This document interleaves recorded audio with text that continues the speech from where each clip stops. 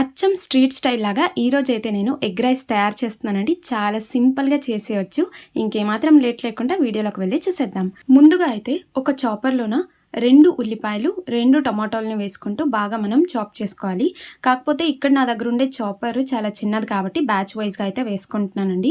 అంటే మిక్సీ ఏం లేదనుకోండి, అలాంటప్పుడు వెంటనే కావాలంటే ఈ చాపర్లో చేసేస్తే చాలా బెస్ట్. చూడండి ఎంత అంటే ఫైన్ పేస్ట్లా కాకుండా జస్ట్ అక్కడక్కడ ఉల్లిపాయలు అలాగే టమాటాలు దొరికినట్టుగా ఉంది కదా, సో ఇలా ఉంటే సరిపోతుంది అనమాట. నేనైతే బ్యాచ్ వైజ్గా చేసుకున్నా కాబట్టి 2 సార్లు అయితే ఒక దాంట్లో ప్లేస్ చేసా. ఓకేనా అండి, దీనికి కావాల్సింది ఇంతే. ఇప్పుడైతే ఒక బాండిలోన ఇంట్లోనే తయారు చేసుకున్న వెన్ననైతే యాడ్ చేస్తున్నాను, 1 టేబుల్ స్పూను. ఇది కొద్దిగా లైట్గా కరిగిన తర్వాత 2 టేబుల్ స్పూన్ వరకు మనం ఆయిల్ వేసేసి జీలకర్ర కొద్దిగా అలాగే కరివేపాకు, ఫ్రెష్ కరివేపాకు వేస్తే టేస్ట్ చాలా బాగుంటుంది. సో ఇవి 2 వేసాక కాస్త దూరగా వేయించి ఇందులో మనము ఇందాక చాప్ చేసి పెట్టుకున్న ఉల్లిపాయ మరియు టమాటాలని కూడా వేసుకుంటూ హై ఫ్లేమ్లోన మీరు 3 మినిట్స్ ఉడికించేస్తే సరిపోతుందన్నమాట. మీకు అలా తెలియదు అనుకోండి, ఇప్పుడైతే ఇక్కడ టమాటో నుంచి బయటకు వచ్చే వాటర్ కంటెంట్ ఉంది కదా, సో కంప్లీట్గా ఈ వాటర్ కంటెంట్ అనేది ఆవిరైపోవాలన్నమాట. అంటే హై ఫ్లేమ్లో ఉంచి చేయండి, అస్సలు మీకు అంటిపోతుందనే ప్రాబ్లమే ఉండదు. మీరు ఇలా చూస్తుంటే టమాటో కలర్ కూడా చేంజ్ అవుతూ ఉంటుందన్నమాట. సో మనకి కంప్లీట్గా వాటర్ అనేది ఇంకిపోయిన తర్వాత ఇందులో మనము రుచికి తగినంతగా ఉప్పు, పసుపు, కారం పొడి, గరం మసాలా, జీలకర్ర పొడి అలాగే ధనియాల పొడి. దీంట్లో బెస్ట్ చాయిస్ ఏంటంటే బిర్యానీ మసాలా యాడ్ చేసేసుకోండి, చాలా టేస్ట్ అయితే బాగుంటుంది. మేము ఈ మసాలాలు యాడ్ చేసినప్పుడు లో ఫ్లేమ్కి టర్న్ చేసేయాలి. ఓకేనా, నేనైతే ఇక్కడ అల్లం వెల్లుల్లి పేస్ట్ అయితే యాడ్ చేయడం మర్చిపోయాను కాబట్టి ఇలాంటప్పుడు నేను వేయించుకుంటున్నాను. ఇవన్నీ లో ఫ్లేమ్లోనే ప్రాసెస్ అవ్వాలి.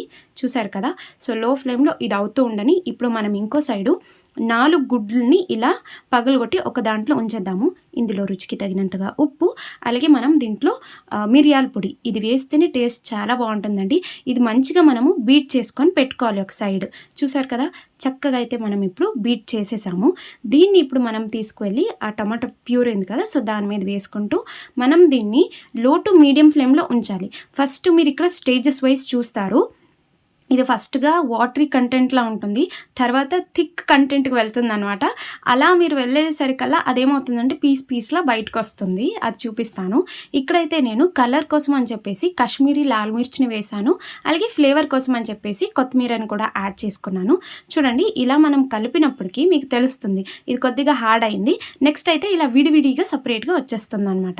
సో ఇది అయిన తర్వాత ఉడికించిన అన్నం ఉంటుంది కదండి, సో వేడి అన్నంని వేసుకొని ఫ్లేవర్ కోసం మరి కొద్దిగా కొత్తిమీర అలాగే పైన ఫైన్ చాప్ చేసిన ఉల్లిపాయలు అలాగే రుచికి తగినంతగా ఉప్పు. ఒకవేళ ఉప్పు ఏమైనా ఎక్కువ అయిపోయింది అనుకోండి, ఇలా నిమ్మకాయని పిండేశారనుకోండి బ్యాలెన్స్ అయిపోతుంది అనమాట.